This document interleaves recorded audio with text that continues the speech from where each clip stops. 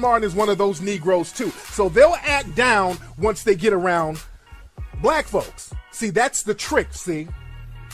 See, once they get around black folks, oh, they down. Oh, yeah, brother, black power, brother. Yeah, man, we're going to have to challenge the system. Yeah, brother. Oh, we got to challenge that system. Man, we got to deal with this. Man, we're going to have to call these people to task. They're really, really down when they're around other black people. But the minute they get around some white folks, oh, Miss Hillary. Oh, so good to see you, Miss Hillary. I love you, Miss Hillary. Welcome to TV1. Oh, Lord. I dance with NASA. I dance with NASA. I dance with NASA. I dance with NASA. I dance with NASA. I dance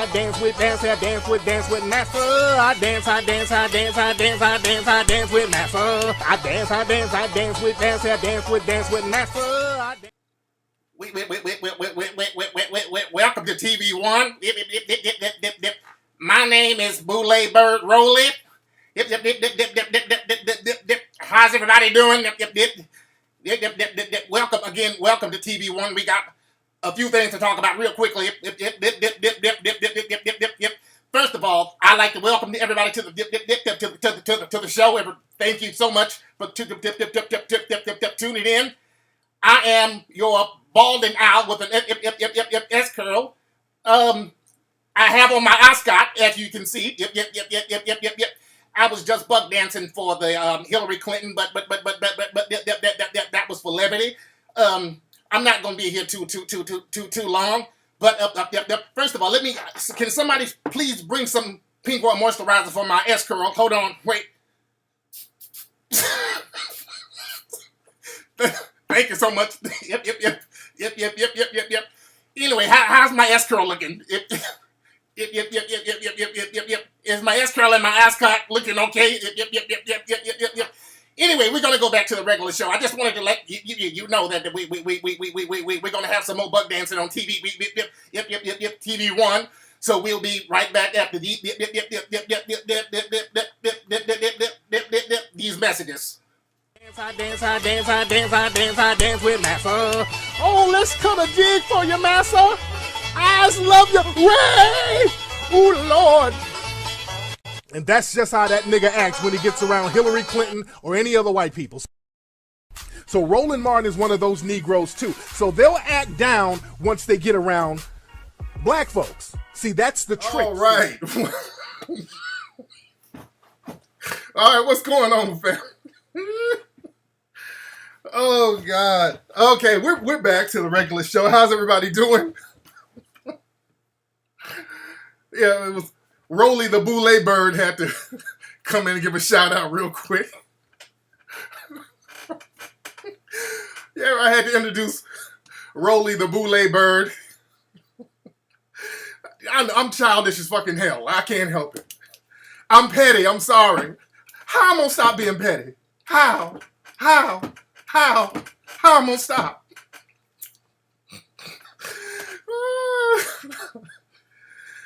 Oh, Lord. How I'm gonna stop? How? Oh, man. How's everybody in the room doing? How's the room doing? I got this shirt yesterday in Phoenix. Shout out to the brothers out there in Phoenix, Arizona. I like this shirt. They gave me a lot of wonderful gear out there in Phoenix. And I was wrong for spraying the hair.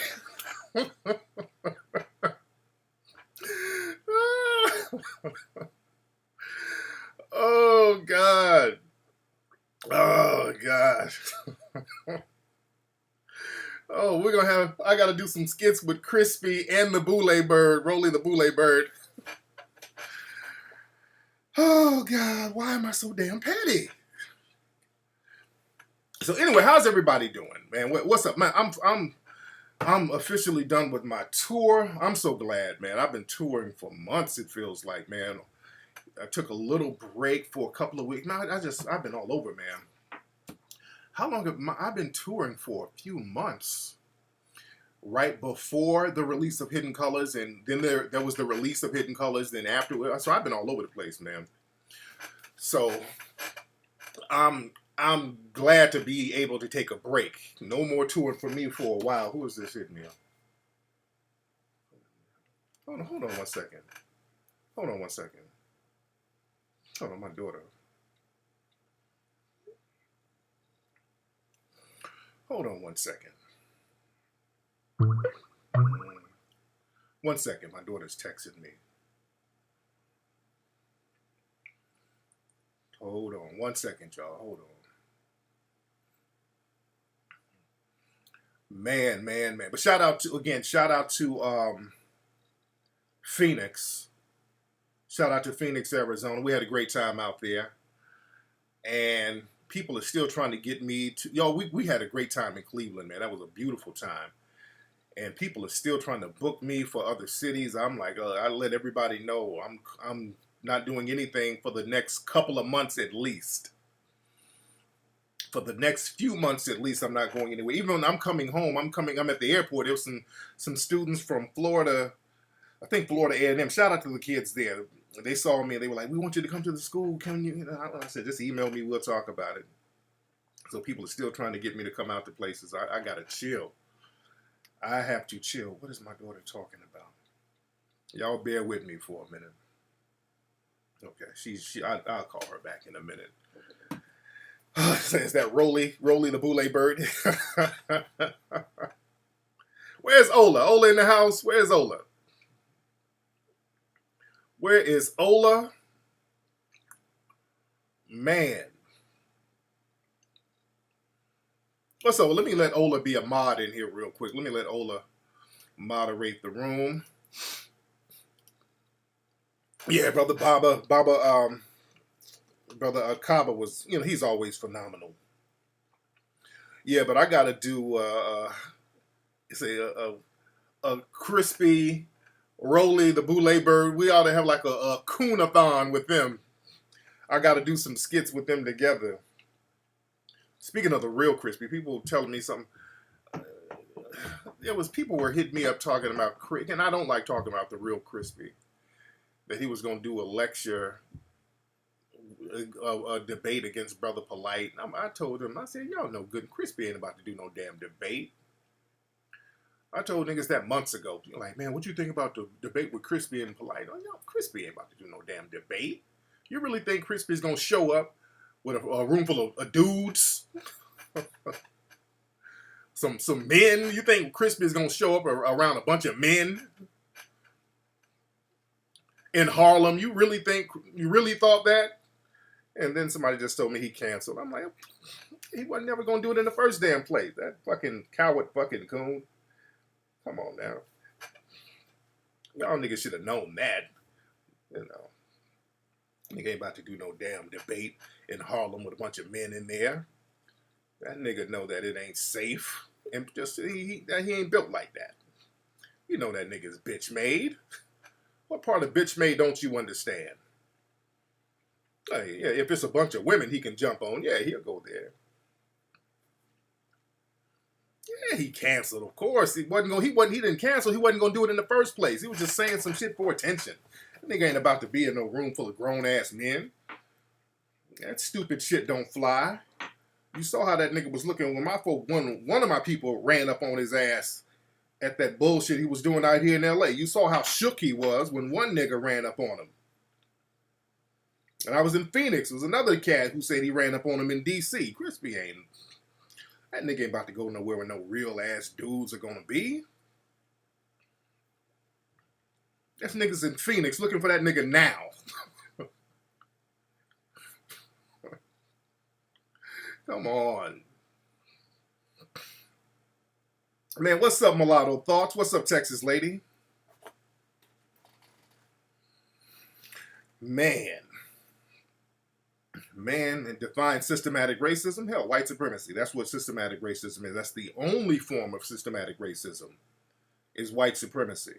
What's up, Dr. Charm? How are you, dear? The dude from Brilliant Idiots. What's his name? Adam something? People have been telling me about that guy. That's Charlemagne's dude. And I saw some of the clips of that Adam guy. His shit can be so easily debunked. I'm like, y'all can't debunk that dude? his shit is so easily debunked. I'm like, how come nobody's debunked this dude and just destroyed his bullshit ass talking points? He basically just uses the "I'm white and I say so" narrative. Yeah, it's that type of shit. He can easily be debunked.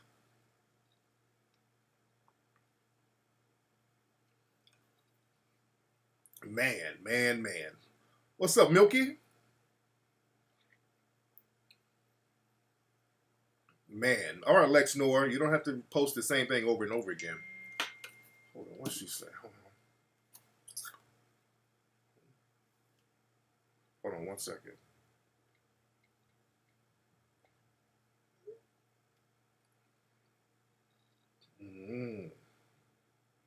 Hold on 1 second. Hold on 1 second. Y'all bear with me.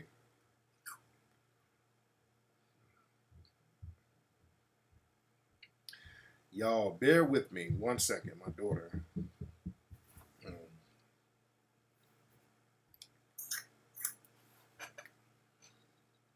So what's up with the Tender Avenue? Oh, man. There's a lot of stuff we got to talk about tonight.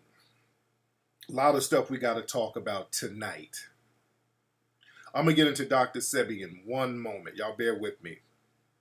I'll get into Dr. Sebi in one moment. Oh, yeah, I got to talk about that dude who served that fade on Dylan Roof. And then somebody served a fade on George Zimmerman, too. It was a white dude who faded George Zimmerman at a restaurant. George Zimmerman was out there, talking, bragging about killing Trayvon, and some white dude faded him up. And he got on the phone calling the police and all that. So, blessings come in many ways. And Dylan Roof, a dude called him slipping in jail. The dude faded him up in jail. Wasn't too serious, but he faded him. And then a lot of people start putting money on the brother's books. And they put so much money on that brother's books, he was able to bond out. So the brother's free right now. Shout out to the Black Collective. Those are the brothers out there in South Carolina who brought me out. They did an interview with the dude, and I've been trying to reach out to him. There's some other folks who know him, and I've been trying to reach out to the brother. But yeah, he bonded out. My nigga got that 100,000 and bonded out. So I call that a benevolence fund. So it was a forgiveness fund. Because we got to forgive the brother who faded up Dylan Roof. We got to forgive him. We got to, because, the family of the victims who Dylan Roof shot up, they were pushed out there and made to forgive. So we got to forgive the dude who gave Dylan Roof that fade. We got to give him some of that forgiveness too. And we got to, get a little forgiveness fund just to show him the power and the strength of giving so that he can change his heart. But yeah, my man got up out of there, dude. That shows you the power of that dollar, that black dollar. When you aggregate your money the right way and get on code, good things are happening. Yeah, my man got up out of there. Much respect to that. I do hope he gets a good attorney, because it sounds like the dude's just been sitting in there. That's what they do. They throw brothers in jail and then raise that bail up high that they can't get out. And they just sit there for months at a time, not even no trial date or nothing. They let dudes sit up in jail and they get these public pretenders who keep pushing the damn trial back while they sit up in rotten fucking jail. And then the jail makes money off of them sitting up in there. You dig? So the brother got on up out of there. So that's a good thing. And hopefully the brother can get a good lawyer and get on up out of there. Yeah, they do that, man. They hold you in these jails, man. He was in jail for 18 months. Yeah, they do. They'll let you sit up in there and just push your court date back. They'll sit you in there and push your court date back indefinitely. Oh, yeah, much respect, Butterfly. A lot of folks like me on HLN. I was on there doing my thing, representing for the family.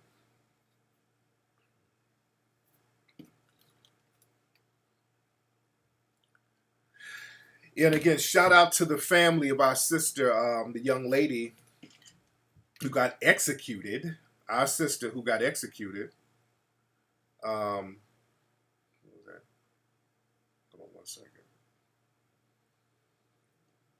What is this thing? I'm not trying to send this thing. Corinne Gaines. I talked to her family a few days ago. I talked to her dad, and they were letting me know what was going on. And, it's very unfortunate, man. We got to understand her son, little 5-year-old boy, that kid, man, her son was deliberately shot by the race soldiers. The little 5-year-old boy, they deliberately shot him. He said they shot his mom, then he ran, and then they shot him. So we can't let that, we can't let that get pushed under the rug, man. That's something that we need to put out there in the forefront every day. They shot a 5-year-old child deliberately. They tried to lie and say they don't know if the mother shot him or the police. They shot this child, dude. They shot a 5-year-old child while he was running. They shot a 5-year-old. That's something we need to tweet and post up on our Facebook page every day. A 5-year-old child was shot by race soldiers in a so-called civilized society. There's no other society in the world that will allow that. None. Outside of war, name me another country that allows the so-called law enforcement to legally shoot 5-year-old children. Name any other country on this planet. Name any other country on this planet that allows 5-year-olds to get shot legally. Any other country, any other nation, any other tribe, village, anywhere. That shit is sick, man. That shit is sick. And for those in the dominant society who don't denounce that, you're just as sick as the race soldiers.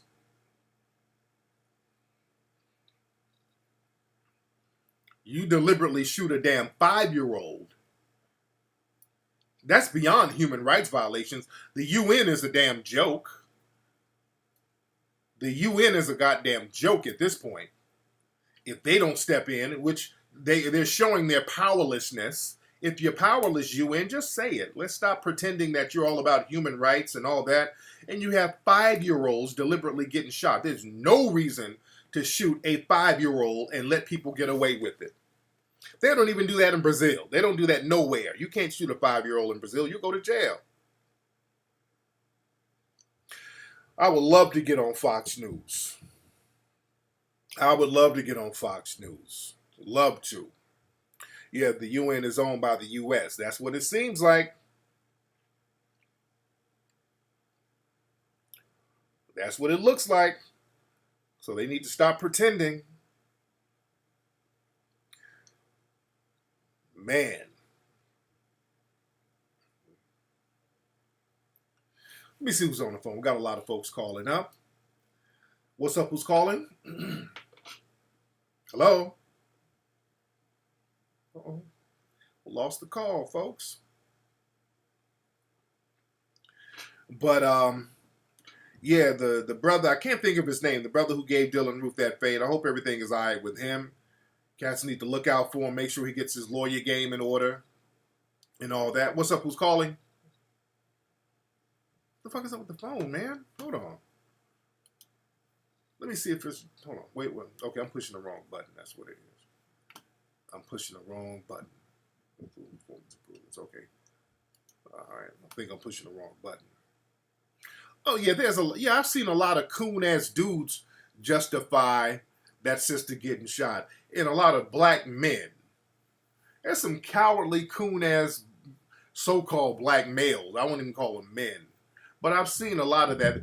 These niggas have thrown in the towel. Let these niggas go. I've seen some coon-ass niggas. These niggas out here become completely feminine. These niggas, when they're sitting up talking about she deserved it and you black males talking about that sister deserved it and all that, those are niggas who are just opening up their asshole. That's basically them proverbially opening up their asshole. Saying, come on, white daddy, give it to me. I choose to be a bitch. If a black male is sitting up co-signing that black woman getting executed and a black child getting shot, you're a black man. That's them bowing down saying, I can't do anything about it, so I'm just going to go along so I can be safe. Just open your asshole up, nigga. That's all you're doing. You're opening up your butt cheeks.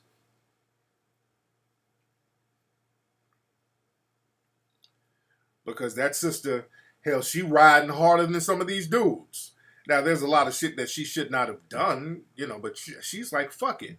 All these bitch-ass dudes out here, I'll be a rider. Now, let me say this.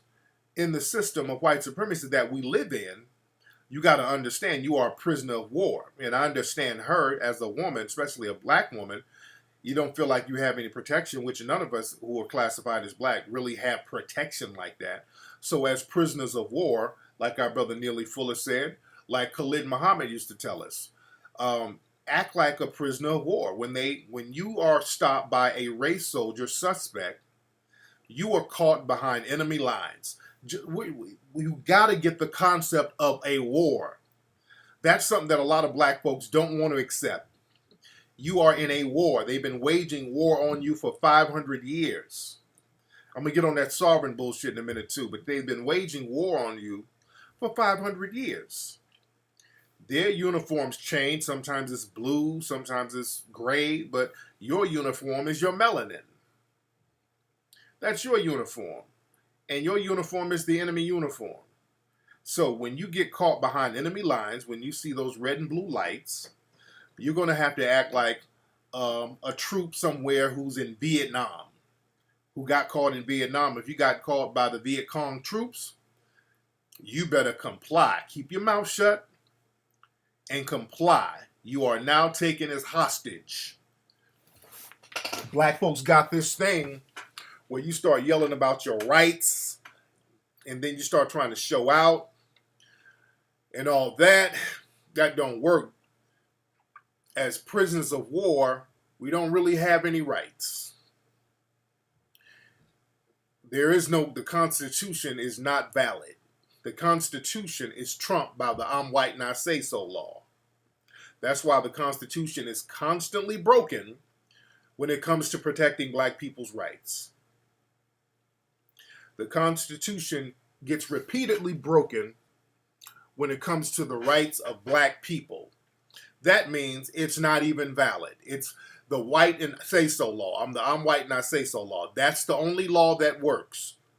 So that's why they can shoot your children and nothing happens to these race soldiers. Why? Because I'm white and I say so.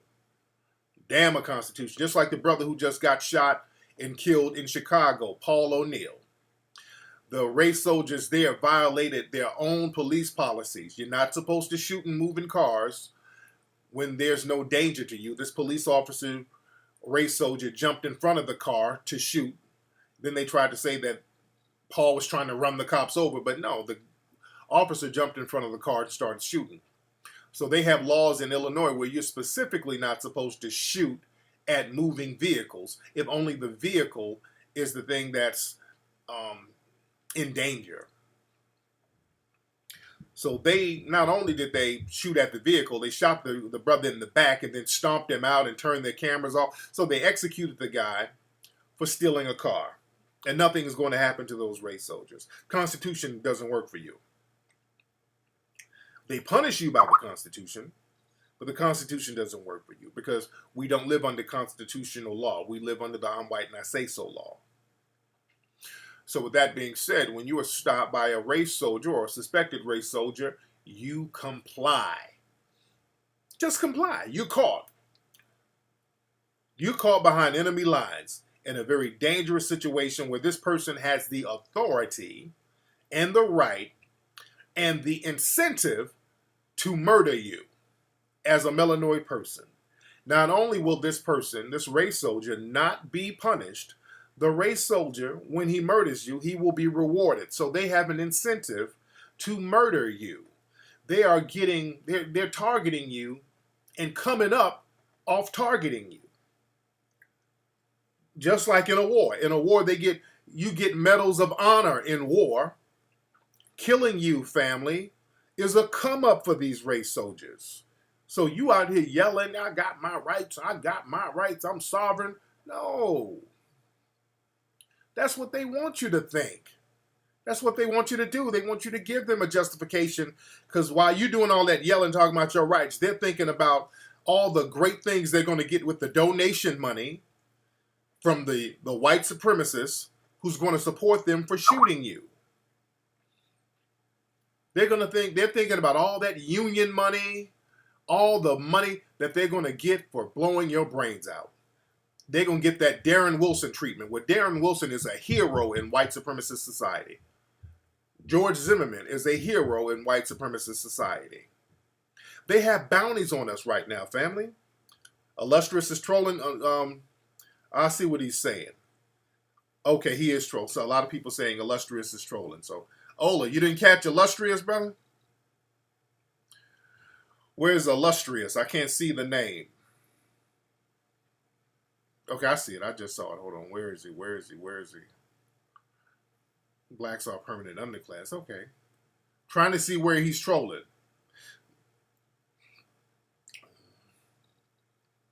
Okay, he is trolling. Okay. Yeah, he's trolling. Okay, Ola, you gotta hit these motherfuckers and get them up out of here. Alright, let me... Okay. Oh, there's a brother who I'm gonna have call up. He's part of that Jack and Jill. He was part of that Boule stuff. I'm gonna have him call up in a second too. Let me hit him up on the email. But like I'm saying, man, we are prisoners at war, and we gotta act like it. They have bounties on us at this point. They have bounties on us. Okay, where's this dude? Where's this dude? Okay, here we go. Okay, where's this dude's phone number? Where is he? Okay. Let me tell him to call in now. All right, my man from the Jack and Jill organization, I want you to call up. I'm looking out for your number. But like I said, all that yelling and barking at these suspected race soldiers, that ain't helping you. That's just going to help them justify collecting their bounty on you. That's going to help them justify collecting their bounty on you. And that whole sovereign thing, that don't work either. I've been telling y'all for years, that whole sovereign thing, that ain't it. Don't let these dusty niggas run that sovereign game on you. And when I do lectures, cats be asking me about that. That don't work, man. That sovereign thing don't work. It don't work.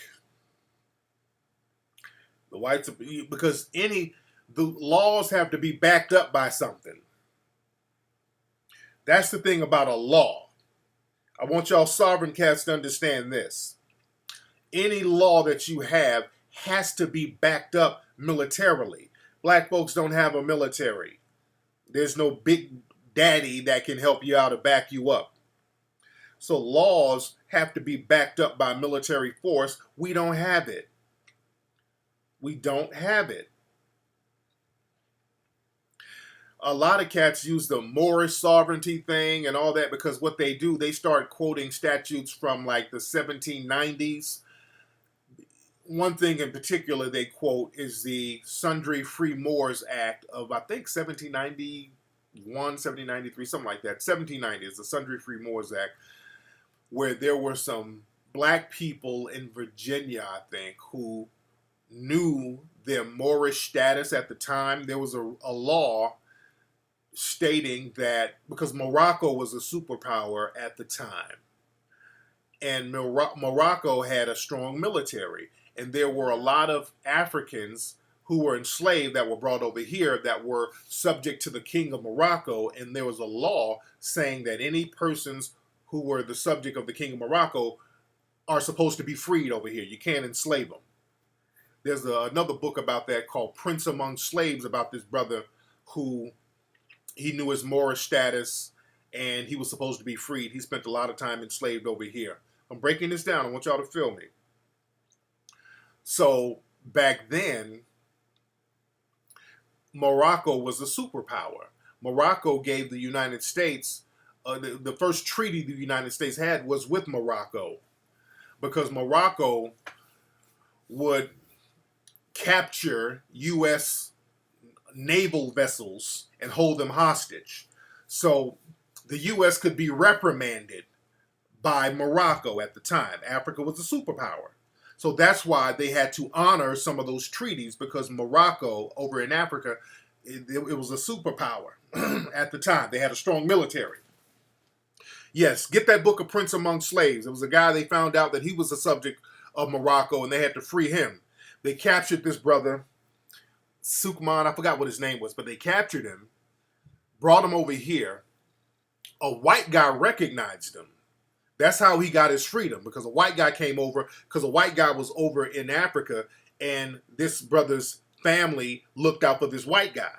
So years later, the white guy recognized this brother down in New Orleans, somewhere in Louisiana, and went to the authorities and said, hey, this guy's a subject of Morocco. You need to let him go. Yeah, the Treaty of Peace and Friendship.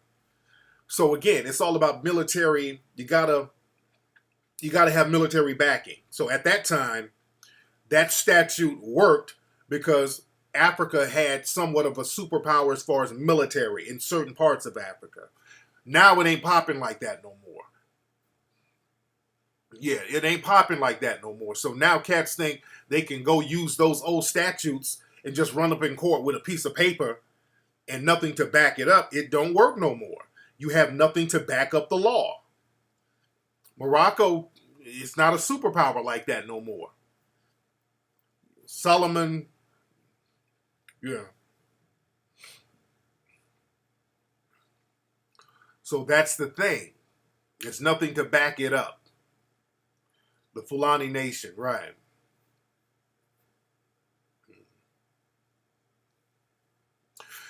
So that sovereign thing don't work. This is my dude right here. Hold on, let me get him. Hello? Hello? Hello, Tariq? Hey. Hey, Tariq, what's going on? It's Joe in Atlanta. Hey, what's up, Joe? How are you, brother? Good. You asked me to call in? Yes, indeed. So this is Joe. Now, we were, on my last show, I was talking about the Boule, and I was talking about some of those black secret societies. And one thing, the Boule, some of their children, they are part of an organization called Jack and Jill of America. Now, a lot of times when you hear about Jack and Jill of America, the average black person don't even know what that is. But those who are in the know, they know. And when a lot of times when you hear about Jack and Jill, a lot of times the mother is in the Lynx organization or the father is in the Boule. And there's some very interesting things about the Jack and Jill organization. I had a brother call up years ago. He was in the Jack and Jill organization, and he was talking about the colorism that was rampant in Jack and Jill. He was a dark-skinned brother, and he said that his family had to pay extra money to get him in because he was dark-skinned. It's that type of shit that goes down in there. What's your experience with Jack and Jill? Well, that's a great question, Tariq. And it's interesting to me how much you know about the organization. Oh yeah. Although you aren't a member, it kind of blows my mind. Oh yeah. That's why I watch some of your podcasts. And I'm just cracking up. I'm like, what? Yeah. But as you say though, it even baffles me that growing up in Jack and Jill and having those experiences to me was the norm. Mm. So when I started interacting with in college or in my career, when I would meet other African Americans and they hadn't had that experience, or they didn't know what Jack and Jill was or the Boule, I'd be like, what? To me, it was kind of weird that it wasn't the norm. Yeah. But my experience in the organizations were kind of like you've explained. I mean, you've seen where the deep rootedness was of the value of education, a feeling of togetherness, but almost like a clique. It was very cliquish. Yeah. Extremely cliquish. And the best way I can describe it is to give the point that it made in my life. It literally made me the man that I am. Okay. But it isolated me from the greater black community, if that makes sense. It makes total sense.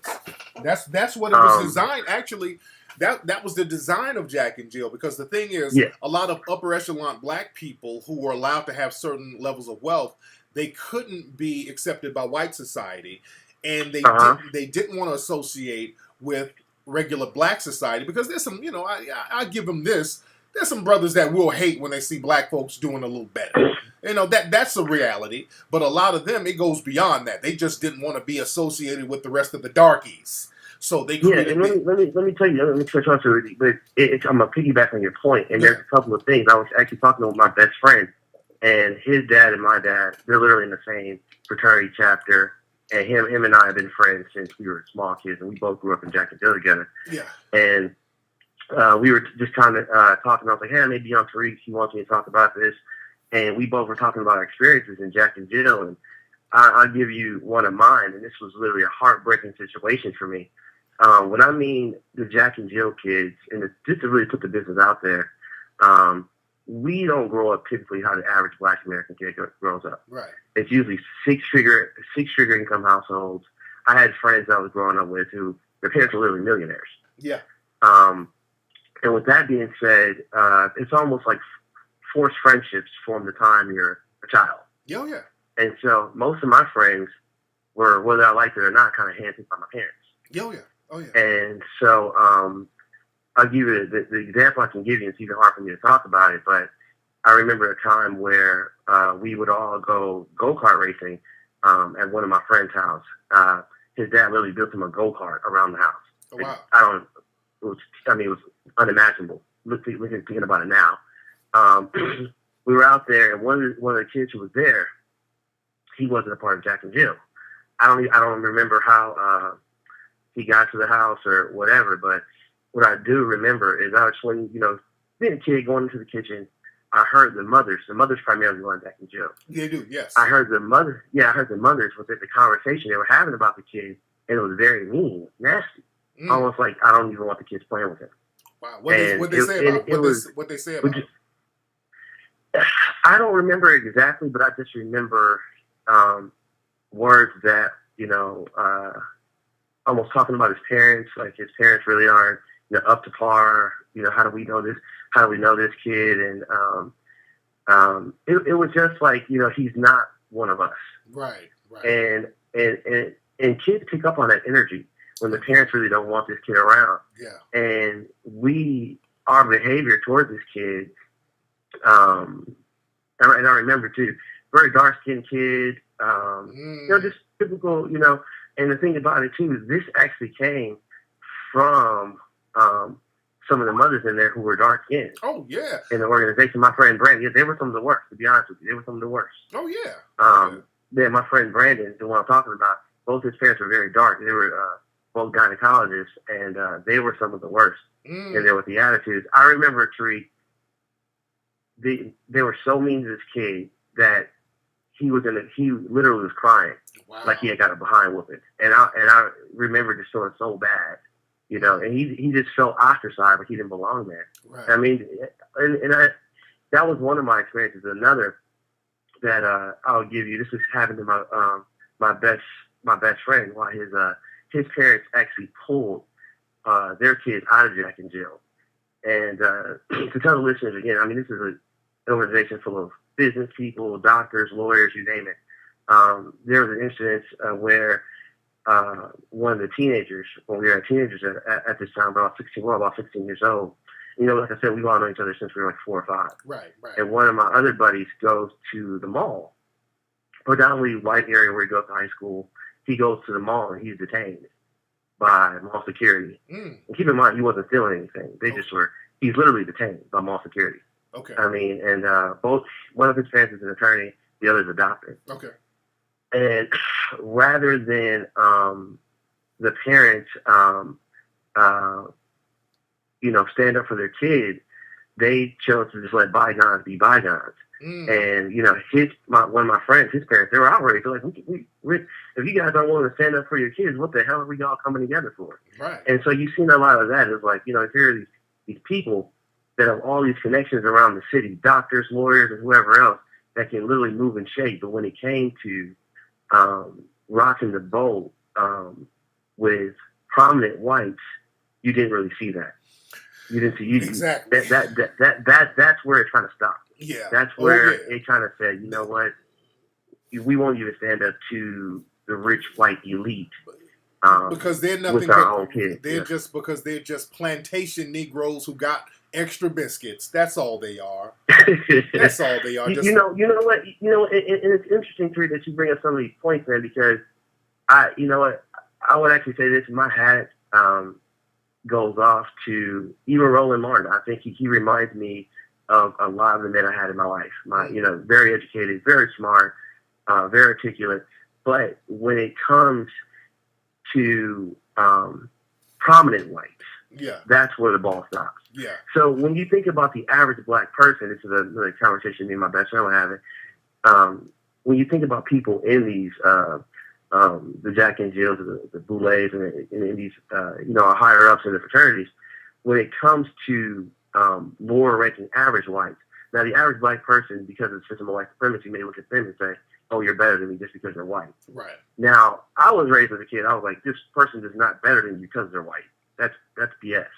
Now, what happens is that rich white elites who are on that same level or maybe above, that's where the chips kind of stop. That makes sense. It does make sense. Now, your parent, your dad, is he Sigma? Oh, no. Is he a Sigma? Yeah. No. My dad is Alpha. Okay. So is he in the Boule? Is he in the Boule? I'm sorry, right? So is your dad in the Boule? No, that was he's not in the Boule, but that was talks growing up.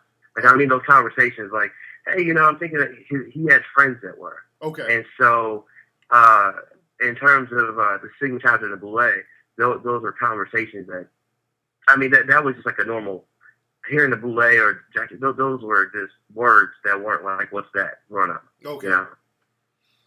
Now, did your family ever go to places like the Inkwell over there in New York and all that stuff? Oh, yeah. Oh, yeah. I know about all those places. Yeah. Oh, yeah. Yeah. And another place that I would say is, kind of becoming popular is actually amongst the younger generation is the Hamptons. I don't know if you know that. Oh, yeah. Yeah, so we're in the Hamptons a lot. And it's real deep stuff, Tariq. It's real deep stuff. I mean, a lot of the stuff you've touched on, but I mean, you would actually have to really see some things to actually, now that I'm on the,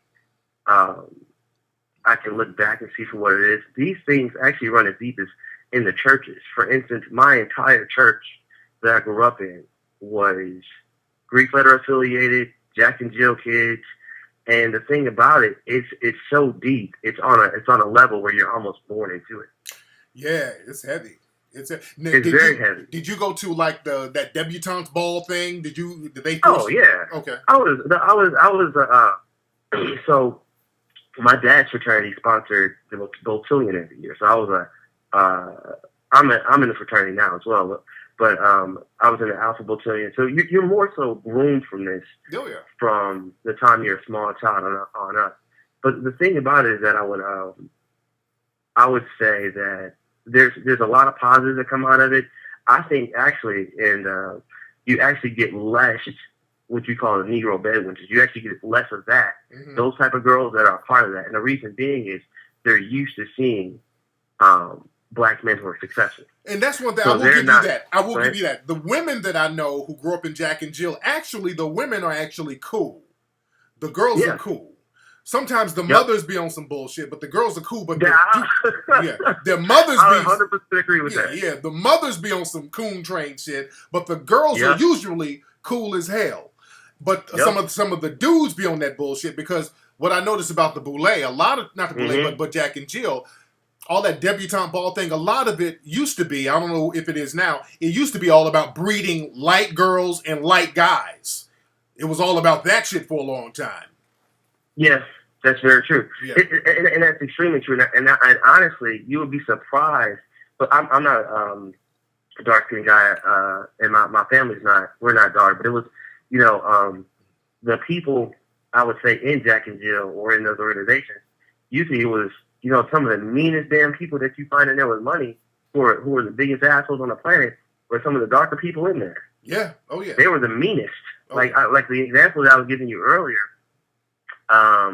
with some of the moms that were the meanest in there, and didn't want us around other kids who weren't, affiliated. with our organization, there were some of the moms in there who were the darkest. Oh yeah. Oh yeah. And they were, when I mean mean, Tariq, I mean literally. If we had more time, I would tell you some stories. I probably have to email you this. There were situations where, even at our church, because our church was so cliquish as well, that our church had a reputation of being bougie and snotty toward people to the point where I was even embarrassed as a child. Like, man, I can't believe we were doing. I mean, it's to the point that, to give you an example, if you came to the church and no one knew you, or you weren't of a certain social economic class, and you couldn't kind of weigh your way into the system with us, you were pretty much isolated and out of there. No ifs, ands, or buts. You didn't feel comfortable being in there, and neither with your kids. So it's heavy like that. Like I said, there's some very good things that I got out of it. It literally made me the man that I am. The way I look at life in terms of making a lot of money and pursuing different things, and the type of women that I date and seek after. Yeah. But in terms of the greater Black society, I even had a conversation with my dad about that now. Well, I think what it's done is, I think it's not done with Du Bois. And she talked about where he said, okay, we need a talented 10. We're going to turn around and give back. Right. And I instead of giving back, it's like looking down. Exactly. And saying, okay, cut off this wall, and we ain't going to deal with them. Exactly. Now, has your family, y'all ever met Roland Martin? Maybe my dad has. Okay. Maybe my dad meets all type of people. He meets people all the time. Okay. But hold on, Roland Martin wants to speak. Wait, Roland wants to speak with you real quick. Hold on one second. Hold on. Wait. See, once they get around Black folks, they down. Brother, Black power, brother. Yeah, man, we're gonna have to challenge the system. Yeah, brother. We gotta challenge that system, man. We gotta deal with this, man. We're gonna have to call these people to task. They're really. Who is this? Who is this on the phone? Who is this telling all our secrets on the phone? This is Rollie the Boule bird. Who's snitching on me? I'm gonna put my curl on you. Why are you telling all our secrets of the Boule? I'm gonna talk about you on TV one. Don't be telling our secrets. We gonna kick you out the organization. What chapter is your dad in? But hold on, I need some spray for my curl. Hold on. There you go. What chapter is your dad in? Preach the goddamn food. Hold on. Wait, Hillary Clinton is here. Hold on one second. I gotta dance for Hillary Clinton. I gotta do the bird. I gotta do the bird. I gotta do the bird for Hillary Clinton.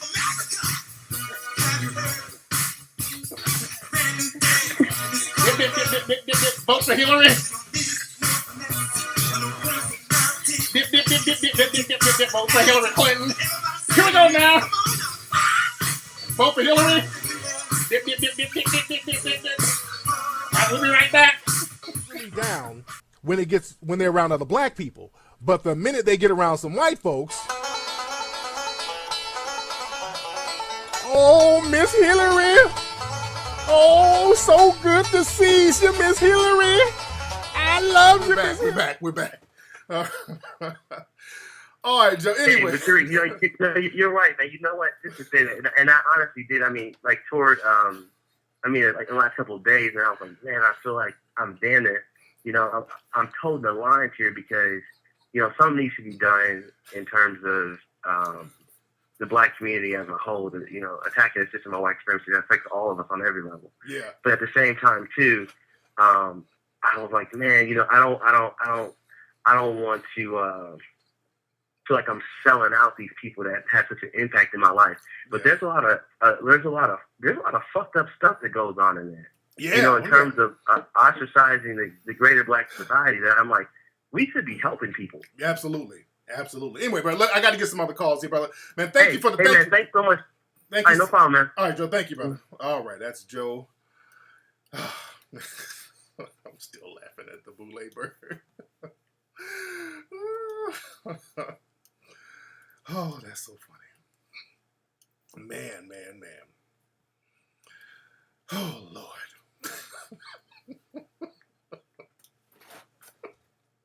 Yeah, that Jack and Jill Boule stuff is a beast, man. That shit is crazy. That shit is crazy. Oh Lord. But first, we gotta talk about our brother Sebi. Not to, Dr. Sebi, man. Dr. Sebi has passed, man. The great Dr. Sebi has passed. Our brother Dr. Sebi has passed. A lot of folks are talking about our brother's death, man. Dr. Sebi, world-renowned natural healer. Dr. Sebi was the truth. And the thing, I've been talking about Sebi for a while before his death because I've been wanting to get him in Hidden Colors. Brother Sebi, we've been crossing paths, we've been coordinating, but we never got it done. I've been wanting to get him in the Hidden Colors series for a long time. And I was just doing an interview in Atlanta when I was down there on my tour. Shout out to Brother Behi down there. I was talking about, I wanted to really do a lot about nutrition. I wanted to get Dr. Sebi in Hidden Colors 5 when we did it. I wanted to orchestrate a lot of stuff around that brother's teachings. And, Dr. Sebi, he had like very famous patients. He cured Michael Jackson of certain things, and many people are saying that he cured Magic Johnson of HIV. He was a healer for left eye of TLC. I know he worked with Eddie Murphy's mother. There's a lot of people Dr. Sebi helped out. Dr. Sebi was the truth. In 88 or 87, there was a case in New York, a Supreme Court case in the New York Supreme Court, where they were trying to prosecute Dr. Sebi for saying that he can cure certain diseases. And this was a big case out there in New York. Dr. Sebi, they told him, for every disease you say you can cure, you better bring one person in here for every disease you say you can cure. Yes, Steven Seagal. I think he healed Steven Seagal as well. Yeah, shout out to Red Pill and Blue Pill. I was supposed to holler at those brothers. Now, I've been trying to get with those brothers because they reached out to me and we were supposed to do some things. Real good brothers. Red Pill and Blue Pill, real good brothers, man. I've been trying to get with them brothers. I've been touring and I've been wanting to get with them brothers. But they told Dr. Sebi, you need to bring in, for every disease you say you can cure, bring in one person. He ended up bringing like 70-something people to court who proved that they had diseases. They got with Dr. Sebi, and Dr. Sebi cured the diseases. They said Dr. Sebi cured those diseases. Brother, people can hear me, Yokia, whatever your name is. So they dropped the case. They actually dropped the case. They dropped the case. Turn my sound on. Can y'all hear me? Because I can be heard. So, Brother Sebi, Dr. Sebi, he proved it. This brother proved in court that, he could cure certain things. Okay, hold on, wait, hold on. Team, hold on one second. Let me ban team. Hold on. All right, got him out of here. So Dr. Sebi proved that he could cure diseases. And understand this, a lot of times when you have people who can cure these diseases, I'm surprised Dr. Sebi was out here that long, to be honest.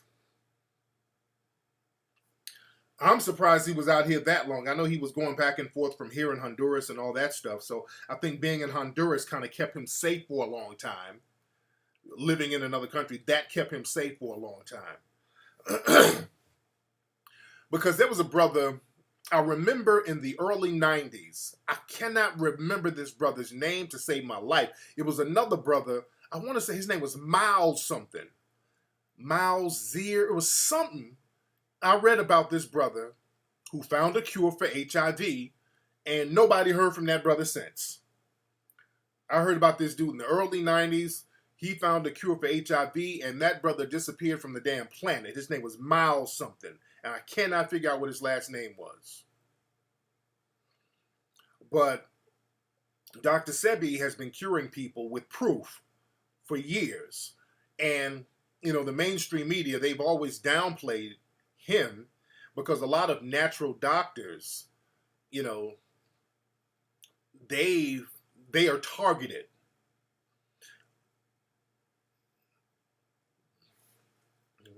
A lot of people are targeted. A lot of people are targeted. Let me see who's on the phone real quick. Oops, I keep hanging up on people. Hey, what's up? Who's calling? Hey, this is Dr. Charm 3. Hey, Dr. Charm, how are you, beloved? I'm good. I really wanted to call in and just give some insight on Dr. One second. The brother's name was Zeers Miles. Somebody in the chat room gave it to me. I had the name back. I had it backwards. It was Zeers Miles. Zeers Miles. That's his name. Thank you. Zeers Miles. I thought it was Miles Zier, but it was Zeers Miles. And what happened to that brother? Hold on. Once I'm looking up. Okay, there we go. Yeah, this brother died in 1985. Okay. This is my first time reading about this dude since the 90s. He lived and worked. Okay. Okay. Shout out to the room. But y'all on it, man. Y'all are on it. I just saw some information about Zeers Miles now. And you can Google it. But Zeers Miles, and again, I haven't heard that name since 91. And I remember this brother, Zeers Miles. He came up with a cure for AIDS, and that brother got offed. That brother, in 1995, that brother got killed. He died mysteriously. But go ahead, hey, Dr. Charm, how are you, dear?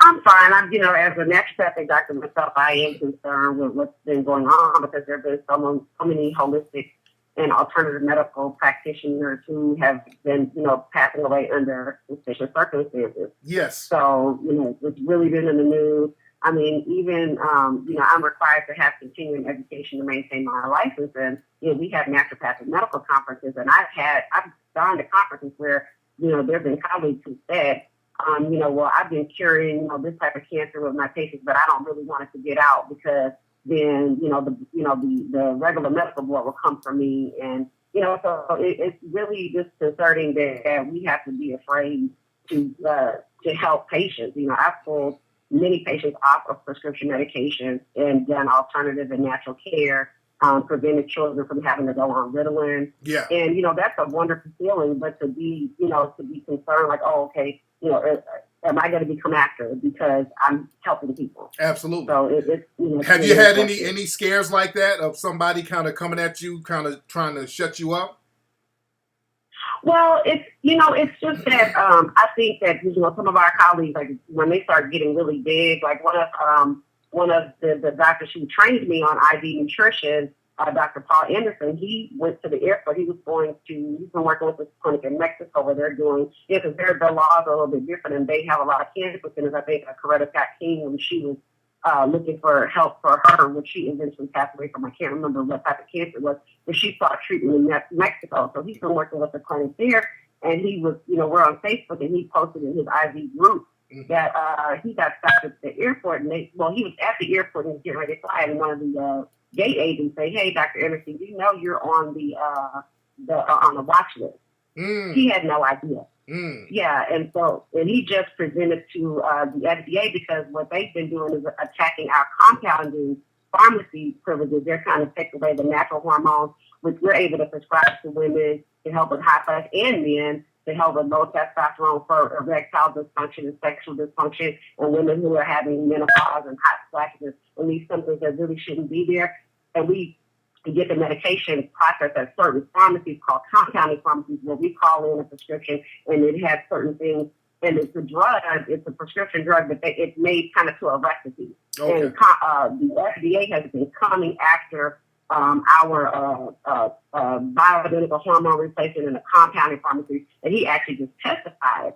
And so they took off some of the really good IV drugs that we had been able to use as far as nutrition, things that are made from herbs that we've been able to put in IV formulations, and they've taken a lot of them away. And he fought to get a couple of them kept on there, but we're constantly being attacked. Yeah. Constantly being attacked. Yeah.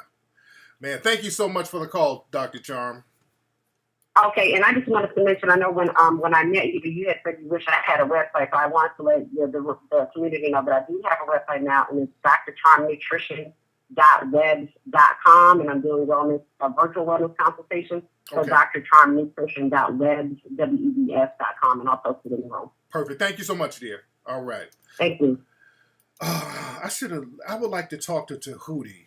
I wonder if Tahuti's on Twitter right now. Oh, man. I would like for Tahuti to call up. What is Tahuti's number? I don't have his number in my phone. I would like Tahuti to call up right now. Because I like for him to chime in and see what's going on. Because we got to make sure our brother's cool. You know, make sure they ain't trying to target that brother. Because Tahuti, man, he got some powerful medicines and herbs out there, man. And the thing is with Dr. Sebi, you know, when you have cures for diseases and all that, you know, the medical industry, the disease industry, that's what I call it. That's a billion-dollar industry, man. They make so much money off medicines that keep you sick. They make so much money off the medicines that keep you sick. So if you got some people over here talking about, I can cure these things, now you're chipping away at the medical economy. That's why a lot of herbal doctors have been found dead. A lot of herbal doctors have been found dead. And again, with our brother Sebi, the circumstances of surrounding that brother's death was very interesting. Let me see who this is. I got somebody from wait. Let me try this. Hello? Hello? Okay. Looked like somebody from LA was calling. The circumstances around Brother Sebi's death, the word is he was, I think, in Mexico, the Mexico-Honduras border, and he was detained, and he had like $37,000, and they had him detained for a few weeks, from what I understand, and then he died of pneumonia while incarcerated. That's the word. That's the official thing. And on Melanoid Nation, we posted a video of him actually getting arrested by the police out there in Honduras. So, you know, we're still trying to find out exactly what happened, what the details were, but it sounds like some real foul play. It definitely sounds like foul play.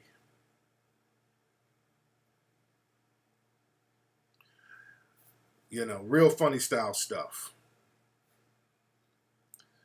You know, because that whole pneumonia thing, that's what they said about Prince. That's what they said about Prince, that pneumonia thing. What's up? Who's calling? Hi, Tariq. This is Celebrity in Phoenix. Hey, how are you, dear? I'm good. I just wanted to tell you thank you for coming yesterday. We had a good time with you. I loved you guys yesterday. I had a great time yesterday. Yeah, I was the one that told you was in the dark. Oh, yeah. Yes, ma'am. Yes, ma'am. It's so hot out there, man. It's so hot out there in Phoenix. Yeah. And you know what? Actually, I'm not originally from here. I'm originally from Detroit. I hate Phoenix, actually. But, wow. It's actually cooling down a little bit. Oh, I wish it was cool yesterday. Damn, it was so hot out there. Yeah. Yes, indeed. No, it's hot. It's right now. It's 8 o'clock, and it's 101. Damn. Good Lord. Yeah, it's hot. Man. How are you doing, sister? I'm good. I'm hanging in there. Just glad, we don't, I don't know if you know about Phoenix, but Phoenix is like Negro heaven. It's more Negroes out here fooling with white women and Negroes that don't want to be black. So when we get a little bit of blackness, like you or anybody that comes through, we'd be so happy. For the few little conscious folks that's here. Yes, indeed. Man, it was we'd be so glad. I feel you. We had a good time yesterday. But thank you for the call, sister. Okay, you're welcome. All right, baby. Oh, man, we had a great time in Phoenix. Good people in Phoenix. Good brothers and sisters out there in Phoenix. Yeah, it's hot as hell. When we had the event was in the daytime. That's why I'm like, why are we having the event in the daytime? I've never done a daytime event. And I'm like, shit. But the venue was real cool, though. Let me see what this is. Yellow. What's going on, Tariq? Hey, who's this? It's Don, man, from L.A. Don from L.A. How you doing, fam? What part of L.A. you in? Downtown. What you doing downtown, brother? Down there with the Skid Row people? No, man, not quite, man. When I first moved here, man, I always wanted to move downtown. You know what I mean? Are you staying in like one of them it lofts or was- something? Because that's what they got downtown. A lot of lofts and artsy places. Yeah, I stayed in a little loft. Oh, okay. You know, some small, man. You know, There you sort go. of thing. You know. There you go. So what's on your mind, Yes, man? sir. Yes, sir. Now, I wanted to call, man.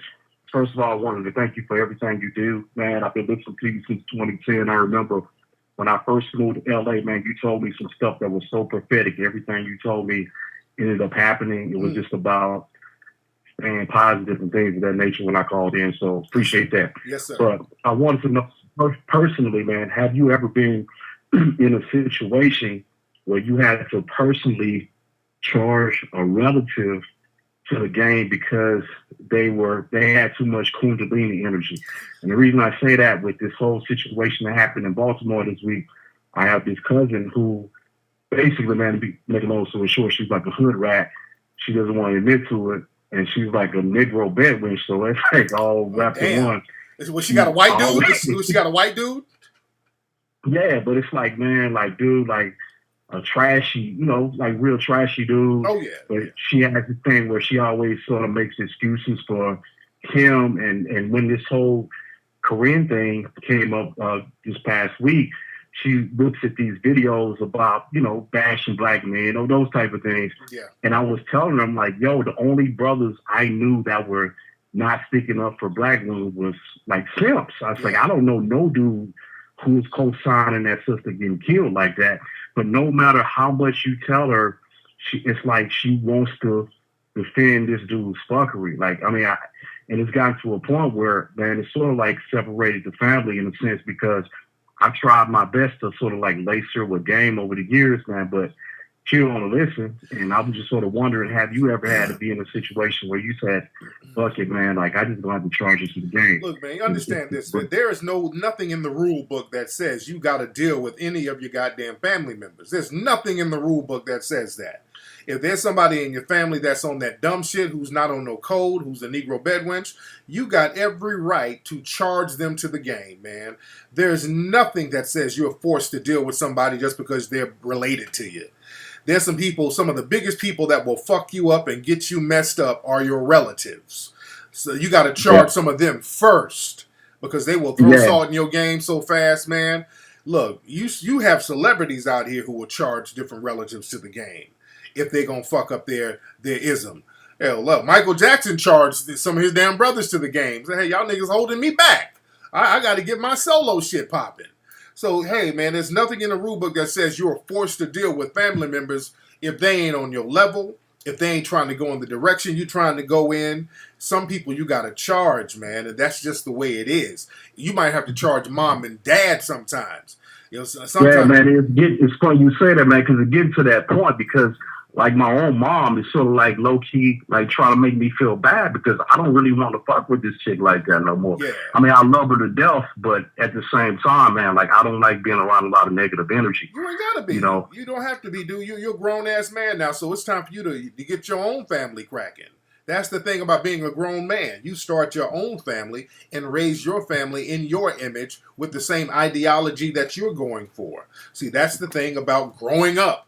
When you grown, you ain't got to deal with dusty-ass family members. You ain't got to sit at the kid table with your ratchet cousin and all that old bullshit. Charge them to the game tonight and man up and start your own family where y'all can move in the direction of empowerment so you can start empire building. You got me? Absolutely. Yes, sir. Thank you so much, bro. All right, brother. Peace. Yeah, man. Fuck them dusty-ass ratchet cousins and all. Fuck them. Dude, start your own family. Dude, I got a wonderful family. You dig? And my, extended family, my mother and father side, they're cool people, Thankfully, none of my relatives ain't on that stupid shit,